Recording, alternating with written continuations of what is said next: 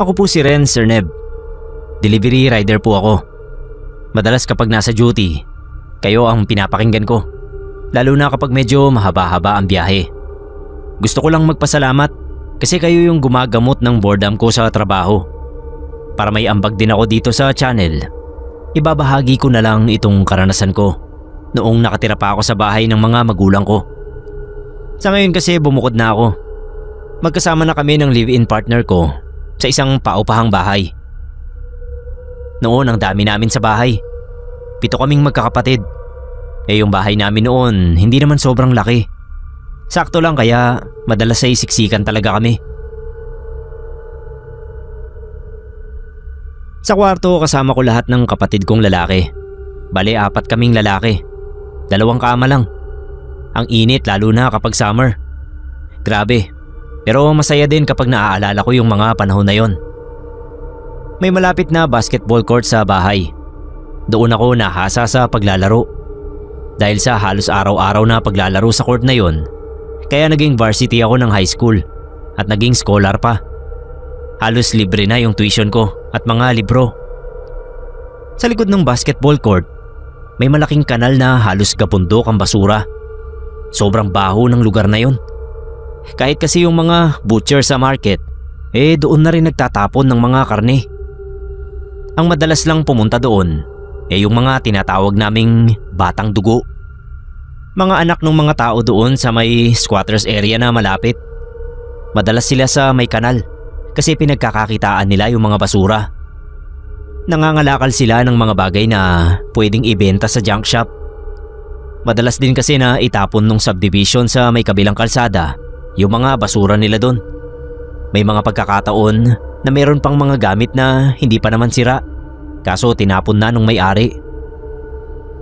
Naalala ko si Mama may biniling electric fan doon sa isa sa mga batang dugo na madalas doon sa may kanal. Peter ang pangalan ng bata. Mabait naman. 15 anyos pa lang yung bata na yon. Kapag nakakausap mo siya, malalaman mo na sa mura niyang edad, nasa isip niya lang ang kapakanan ng mga kapatid niyang natitira. Wala na raw kasi silang tatay. Namatay sa TB. Yung nanay naman nila, wala rin mahanap na maayos na trabaho. Siya raw ang panganay kaya siya yung tumutulong para may makain sila araw-araw. Isang beses, nasa may basketball court ako. Tumatambay lang. Kakakain ko lang noon ng hapunan. Pinapanood ko yung mga batang naglalaro. Limahan. Malaki yung pusta ng mga matatanda, kaya todo hiyawan yung mga nanonood. Nung panahon na yon, halos ilang araw ko na rin na hindi nakikita si Peter. Nagtataka nga ako kasi player din yun ng basketball. Magaling din lalo na kapag pustahan.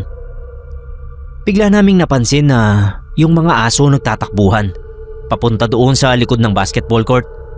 Doon nga sa may kanal. Tapos sabay-sabay na nagtahulan. First time yun na nangyari. Kaya syempre pinuntahan namin kung ano yung tinatahulan ng mga aso. Nakita ko na may naglalakad doon sa ibabaw ng kanal. Hindi siya lumulubog sa putik na nakakapagtaka. Mas lumapit pa ako. Yung isang lalaki na katabi ko, namutla, napa-sign of the cross. Si Peter daw yun.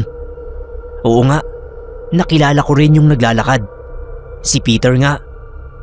Yung ibang bata, nakiusyoso. Tumakbo pabalik sa court. Yung isa napamura. Tinanong ko kung bakit. Ang sabi nung isa, patay na raw si Peter. Nasugatan daw kasi habang naghahanap ng basura sa kanal. Na-impeksyon, lumala, ayun at hindi na nakarecover. Tsaka lang sinugod sa ospital nung nanay niya nung sobrang lala na ng lagnat niya. Ilang araw lang pumanaw din sa ospital. Tinignan ko uli yung multo. Imbis na matakot ako nung oras na yon, parang mas naawa pa ako. Kasi kahit patay na yung katawan niya, yung kaluluwa niya bumabalik pa rin doon sa kanal para magtrabaho. Naiyak nga ako eh. Dumalaw nga ako sa burol. Nagbigay din kami ng konting halaga sa nanay ni Peter. Nakita ko yung mga kapatid niya. Ang liliit pa. Nakakaawa talaga. Simula noon naging usap-usapan na nagmumulto na raw lagi si Peter doon sa may kanal. Kaya rin madalas ay wala nang pumupunta doon kapag madilim na.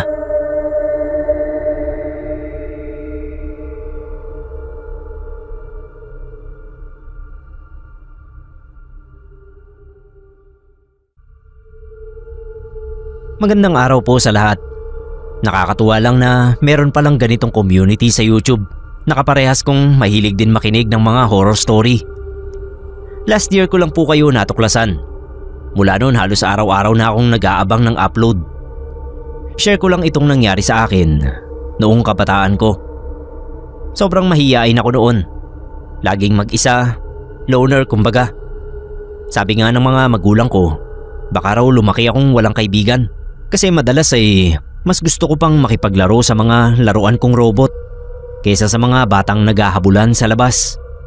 Wala ganito talaga ako lumaki. Naisip ko kasi noon, kapag may kalaro, madalas na uuwi lang sa away ang lahat. Mas okay kung mag-isa.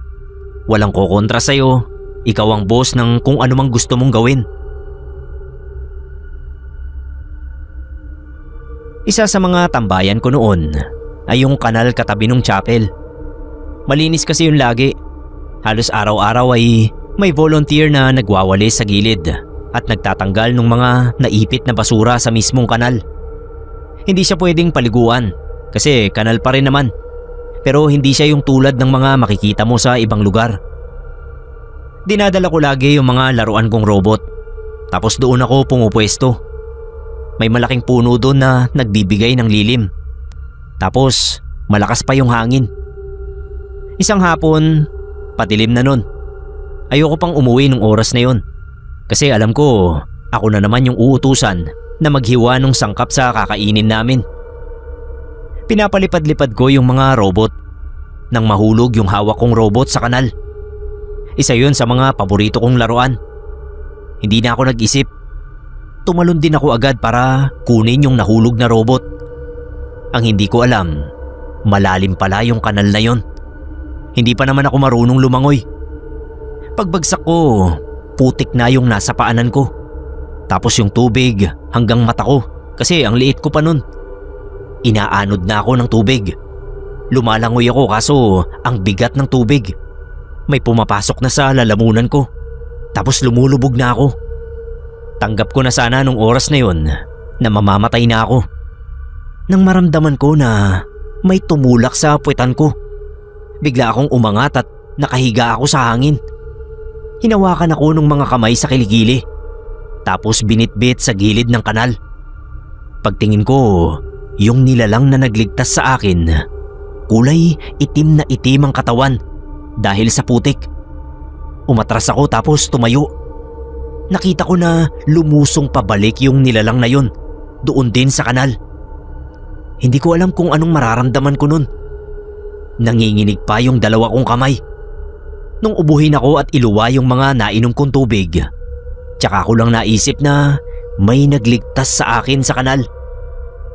Hinintay ko na lumabas ulit galing doon sa kanal yung nagligtas sa akin. Pero hindi na siya umahon pa.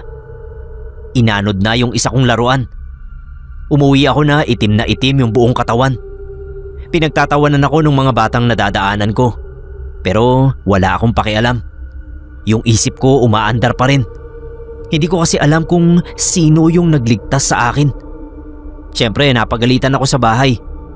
Ilang linggo rin na hindi ako pinayagang lumabas ng bahay. Pero okay lang sa akin. Nung medyo lumaki na ako, nabawasan na rin yung pagiging loner ko. May mga nakabarkada na ako na kaedad ko sa amin. Nalaman ko na doon pala sa kanal na yun, may tinatawag silang bantay. Isang nilalang daw na nakatira doon sa kanal. Nagbabantay sa mga taong nagtatapo ng basura. Malamang sa malamang, ay yun yung nilalang na nagligtas sa akin. Kung sino man siya o ano man siya, nagpapasalamat ako. Kasi baka nalunod na ako nung araw na yun kung hindi dahil sa kanya.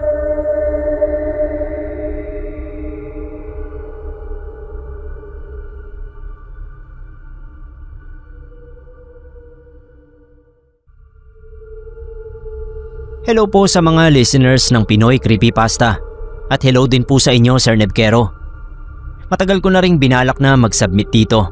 Kaso lagi rin hindi natutuloy. Ayun, buti nagkaroon ng mahabang bakasyon sa trabaho. Kaya nagka-oras din para isulat ito. Itago nyo na lang po ako sa pangalang Denny. Yung lupang kinatitirikan ng bahay namin noon, pagmamay-ari ng gobyerno. Hindi namin lupa yon. Bali nung lumipat kasi yung mga magulang ko, wala rin silang nahanap na murang matutuluyan. Kaya nagtayo na lang sila ng bahay doon. Parang squatters area na rin yung buong compound na yon. Pero hindi naman siya yung sobrang dugyot na halos puro basura na yung makikita mo sa bawat harap ng bahay. Konkreto na rin yung mga bahay doon sa amin dati. May maayos din kasing mga trabaho yung nakatira. Wala lang talagang sariling lupa. Yung likod ng bahay namin, yun ang tapunan ng basura. Kanal yun. Kaso sa dami ng basura, halos mapuno na yung buong kanal. Kaya hindi na rin umaabante yung tubig. Nakakatakot kasi kapag bumabagyo, tumataas talaga yung tubig. Lahat ng basurang yun, napupunta lang din naman sa bahay namin. Kapag gusto kong tumakas sa bahay, doon ako sa likod dumadaan. Nilulukso ko yung bakod namin na lampas tao. Uso kasi yung nakawan sa lugar, kaya tinataasan din yung mga bakod. Tinatawid ko yun, tapos maglalakad ako sa gilid ng kanal hanggang marating ko yung kalsada. Pagbalik, doon din ako dadaan. Papasok sa bahay na parang walang nangyari. Magic. Isang gabi nga, nagkayayaan na naman yung mga barkada ko. Ang sabi mga 8:00 raw ang simula kasi galing pang trabaho yung birthday boy. Konti lang ang kinain ko nung gabing yon. Alam ko kasi na may handa doon sa pupuntahan ko. Tapos maaga din akong pumasok sa kwarto. Nung pumatak na yung 8:00, nakita ko na wala nang tao sa labas. Nasa kwarto na sila mama at papa. Tapos yung isa kong kapatid, nasa kwarto na rin. Dahan-dahan akong lumabas sa may kusina. Diretso doon sa bakod. Nilampasan ko yon. Paglapag ko sa gilid ng kanal, naamoy ko na agad yung sobrang bahong amoy. May aso na namang namatay at tinapon lang doon sa kanal. Ilang araw na namang magiging sobrang baho doon sa gilid ng kanal dahil sa aso na yon. 2:00 na ng madaling araw nang nakabalik ako. Lasing ako pero hindi naman sobra. Naamoy ko uli yung aso. Kaso parang may iba pang amoy na dumagdag. Nasa harap na ako ng bakod namin. Lumingon ako doon sa may kanal kung nasaan yung aso. May tao na nakayuko. Mahaba ang buhok. Mas tinutukan ko ng tingin. Tsaka ko na-realize yung babae ay kalahati lang ang katawan. Nakayuko siya doon sa patay na aso. Kinakain niya. Napamura ko. Biglang umangat yung mukha ng manananggal. Sobrang pangit ng itsura niya. Ang itim ng mukha niya. Tapos yung bibig, ang laki. Pati mga ngipin. Nakakatakot kasi pulang-pula yung mata niya.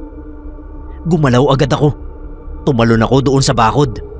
Madalas kapag pauwi na ako na lasing, nahihirapan ako na umakyat doon kasi nga sobrang taas. Pero nung gabing yun, para akong ninja sa gaan ng katawan ko dahil nga sa sobrang takot. Tumakbo ako papasok. Sinara ko yung pinto. Nasiko ko pa yung plastic na pitsil sa mesa kaya nahulog. Dumiretso ako sa kwarto. Sobrang takot na ako nun. Akala ko nga magpupumilit yung manananggal na pumasok sa bahay. Pero hindi naman nangyari. Kinabukasan nun, ubos na yung aso sa kanal. Ilang gabi rin akong hindi nakalabas ng bahay namin. Palusot ko sa mga barkada ko. Nahuli ako na tumatakas. Pero ang totoo, takot lang talaga ako na baka inaabangan pala ako nung manananggal doon sa may kanal. Buti naman ngayon at nakalipat na kami ng bahay. Nawala na kahit papano yung takot ko sa lugar na yon.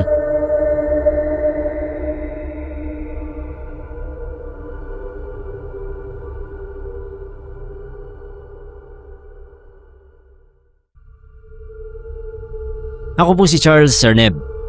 May share lang akong kwento na nangyari sa bahay namin ilang taon na ang nakakaraan. Kinakabahan pa rin ako kapag naaalala ko yung nangyari. At the same time, sobrang lungkot kasi naaalala ko yung pusa namin. Yung bahay kasi namin, may mga kakaibang pagpaparamdam. Lalong-lalo na doon sa kusina. Nakakatakot dun, lalo na kung gabi. Basta palaging ang creepy ng vibes niya. Sa simula napansin namin na yung mga gamit dun sa kusina madalas mawala. Lalo na yung mga kutsara at tinidor. Bibili si mama ng 1 dosenang kutsara.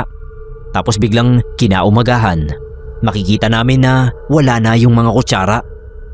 Napagbintangan pa nga ako na baka raw ako yung salarin. Pero hindi. Ano namang gagawin ko sa kutsara? Meron kaming alagang pusa. Si Taro. Pinangalan ng kapatid ko sa paborito niyang karakter. Ayaw na ayaw ni Taro na pumunta dun sa kusina kapag gabi na.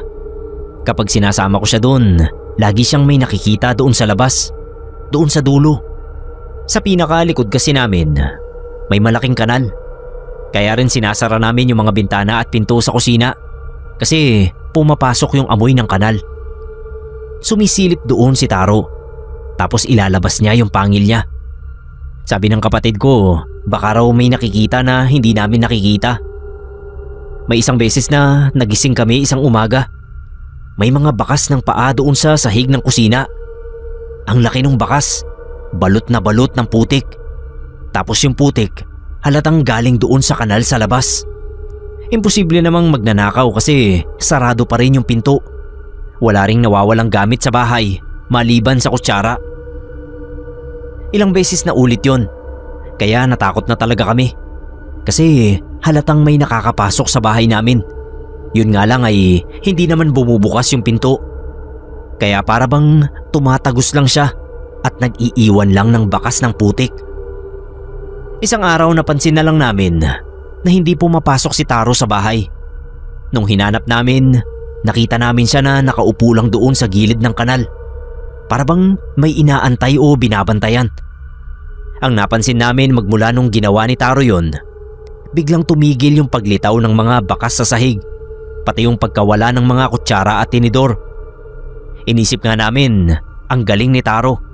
Siguro nagawa niyang itaboy yung kung anumang elemento na nagpaparamdam sa amin. Kaso isang gabi, nagising kami sa malakas na ngiyaw ni Taro. Inisip namin baka may kaaway na pusa o baka inhit siya o ano. Ilang minuto lang din naman kasi tumigil din. Nakatulog na rin kami nung tumahimik na. Kaso kinabukasan, nagulantang na lang kami. Yung kapatid ko, iyak ng iyak nun. Nakita kasi namin si Taro. Wala nang buhay. Nandoon siya sa tapat ng pinto namin. Ang nakakapangilabot pa, balot siya ng napakaraming putik. Hindi namin alam kung anong nangyari sa kanya. Pero malakas ang paniniwala namin na yung nilalang na nag-iiwan ng putik sa sahig at nagnanakaw ng kutsara at tinidor ang may gawa nun. Sa totoo lang Sir Neb, hindi talaga namin alam kung ano bang gusto niya. Kung gusto lang ba niyang manakot o ano. Sana hindi na niya dinamay yung pusa namin. Pero hindi naman nasayang ang sakripisyo ni Taro. Kasi mula nang mamatay siya, wala na kaming nakitang bakas ng putik o pagkawala ng kutsara at tinidor. Yun nga lang araw-araw ay namimiss ko yung pusa namin.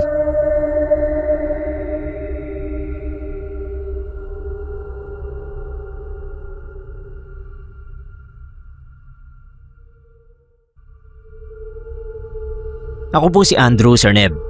O pwede ring tawagin niyo akong Drew. May ibabahagi lang akong kwento na nangyari dito sa amin. Taong 2017 nang maganap itong mga maririnig nyo ngayong umaga. Alam ko kasi na ganitong klaseng mga storya ang gustong-gustong mapakinggan ng mga listeners natin. Nung panahon na yon, graduating ako sa college. Sobrang busy sa school.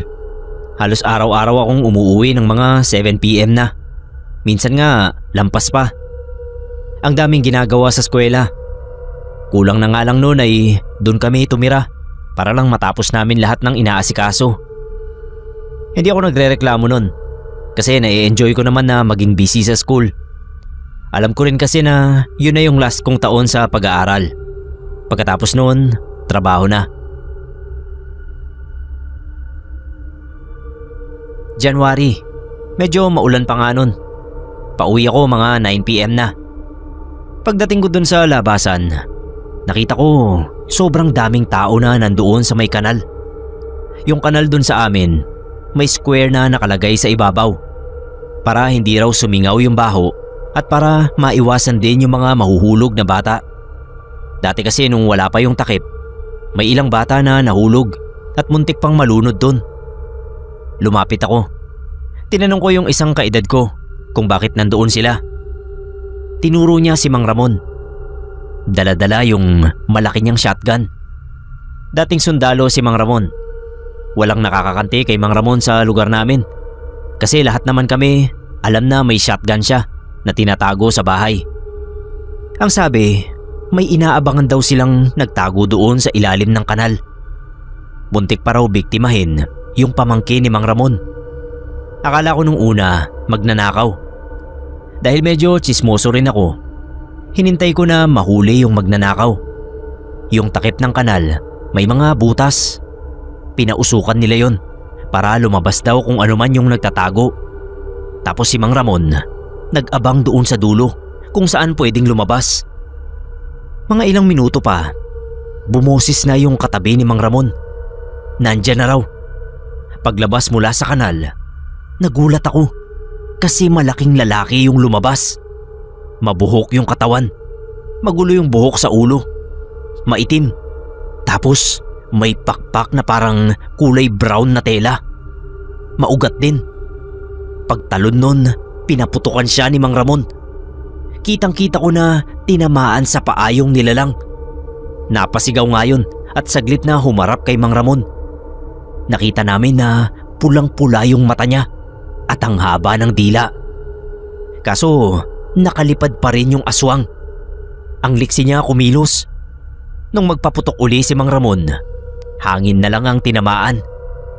Gulat na gulat ako nun kasi akala ko nga magnanakaw yung babarilin. Aswang pala.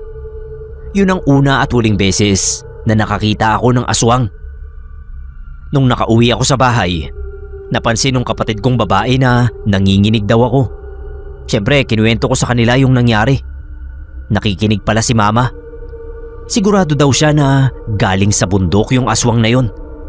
Nung kabataan daw nila, isa sa mga pinagbabawal ay pumunta doon sa bundok kasi baka makita daw sila ng aswang. Matapos yun, kapag umuwi ako, sumasakay na ako ng pedicab. Minsan kasi nakakatakot, lalo na kapag mag-isa ka lang sa kalsada. Nai-imagine ko lagi na bigla na lang lilitaw yung nakita kong aswang at ako naman ang bibiktimahin.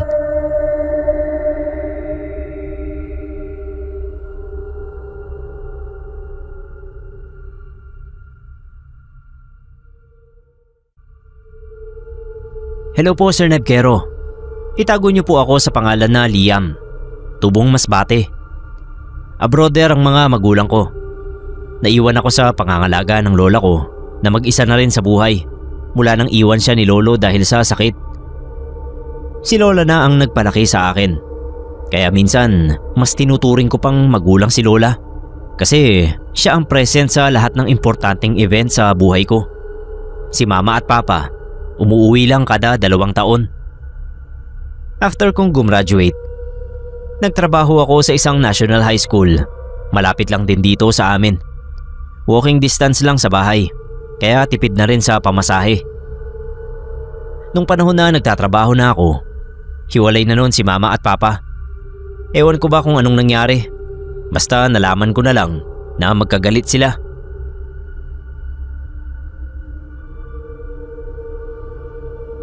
Madalas gabi na ako umuwi. Total naman kasi malapit lang yung bahay ko. Nag-i-stay muna ako sa school para gawin lahat ng dapat tapusin. Para pag uwi ko, wala na akong gagawin. Nung time na yon, fresh pa sa utak ko yung paghihiwalay nila mama at papa. Siyempre kahit madalas silang wala ayoko naman na umabot sa hiwalayan ng pag-aaway nila. Kaso nangyari na. Nag-iba ako ng ruta. Sinunod ko yung mahabang daan kasi ayoko munang umuwi sa bahay. Gusto ko munang maglakad-lakad. Kalagitnaan ng paglalakad, may nadaanan akong kanal. Ang dumi ng tubig, maraming basura.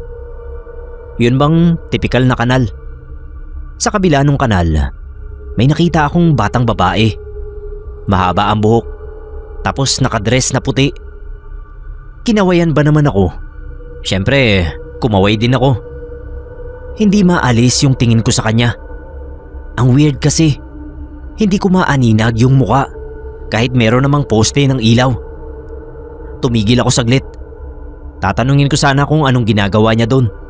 Kaso wag na lang. Naglakad na ako hanggang sa makarating sa bahay. Kumain ako ng hapunan. Tapos nung maghuhugas na ako, may nakita ako sa labas. Merong nakatayo doon sa gitna ng mga halaman na alaga ni Lola. Kinilabutan ako, pero nilapitan ko pa rin. Yung batang babae na nakita ko sa kanal ay nandoon. Siya yun. Nakatayo sa gitna ng mga halaman. Mas dumagdag pa yung kaba ko. Sisigawan ko sana at tatanungin. Kaso bigla na lang nawala na parang usok. Nung matutulog na ako, nagbasa muna ako ng ilang page ng libro. Nung isasara ko na yung bintana, nandoon na naman yung bata sa labas. Ang ginawa ko, kinuha ko yung rosaryo ni Lola at nagdasal ako. Kinabukasan wala akong pasok. Kinuwento ko kay Lola yung tungkol doon sa multong bata na sumunod sa akin. Ang sabi niya, nararamdaman daw kasi ng mga multo kung ang isang tao ay napapalibutan ng mabigat na enerhiya. Parang dun daw sila naaakit. Kaya kapag malungkot ka o may problema, most likely na susundan ka nila at magpapakita sa iyo. Nagpakita sa akin yung batang babae dahil malungkot ako nung napadaan ako sa may kanal. Sinundan niya ako sa bahay. Kwento ni Lola, dun daw sa kanal na dinaanan ko. Noong bata pa ako, may tinapong batang babae na hindi nahanap kung sino ang mga magulang. Simula daw noon ay nagmumulto na yon sa parting yon ng kalsada. Ang sabi hindi naman daw ito nananakit. Nagpapakita lang sa mga taong dumadaan. Nung hapon din ng araw na yon, bumalik ako doon sa kanal. Nagsindi ako ng kandila at sabi ko ipagdarasal ko ang kaluluwa ng bata hanggang sa makatawid na siya ng langit. Simula noon tuwing Biyernes ng hapon, nagsisindi ako doon ng kandila at nagdarasal. At kapag nagsisimba, sinasali ko rin yung bata na yon sa dasal ko. Hiling ko sana dumating ang araw na mapanatag na rin ang kaluluwa niya.